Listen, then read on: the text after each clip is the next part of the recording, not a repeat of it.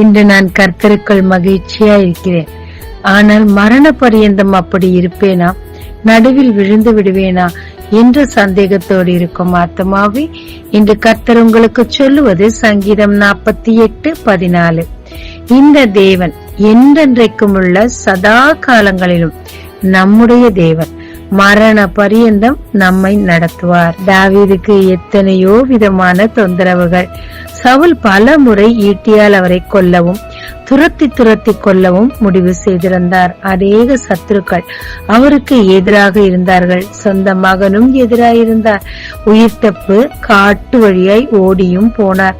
அவர் முடிவு பரியந்தம் வருவாரா அவருக்கு தெரியாது. ஆனால் தேவனை நம்பிக்கொண்டிருந்தார். எல்லா சூழ்நிலையிலும் தேவன் மேல் பற்றுதலாய் இருந்தார்.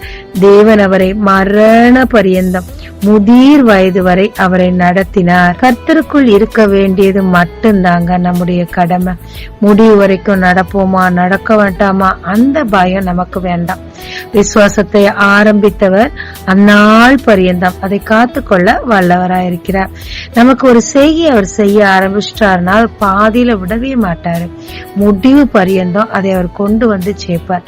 உலகத்தின் முடிவு பரியந்தம் நான் இருக்கிறேன்னு சொல்லி சொன்ன கர்த்தர், உங்களுடைய கடைசி காலத்தை குறிச்சு நீங்க கவலைப்பட வேண்டாம். நீங்க எப்படி நடக்கிறீங்களோ அப்படியே நடங்க. முடிவு பரியந்தம் இன்று உங்களை நடத்துகிறவர் கடைசி வரைக்கும் நடத்தி ஜெயமாய் நடத்துவார். ஜெபிக்கலாமாங்க.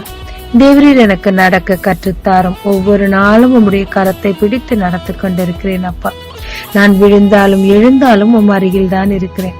தேவரீர் நீர் என்னை நடத்துகிறீர். இன்று மட்டுமல்ல, மரணம் மட்டும் என்னை நடத்துவீர் என்று நம்பி உம்மை துதிக்கிறேன். நீதிமான் 7 முறை விழுந்தாலும் எழுந்து கொள்வான் என்று சொன்னீரே. என்னையும் திரும்ப திரும்ப எழுப்பி நடத்துகிற தயவுக்காக உமக்கு நன்றி.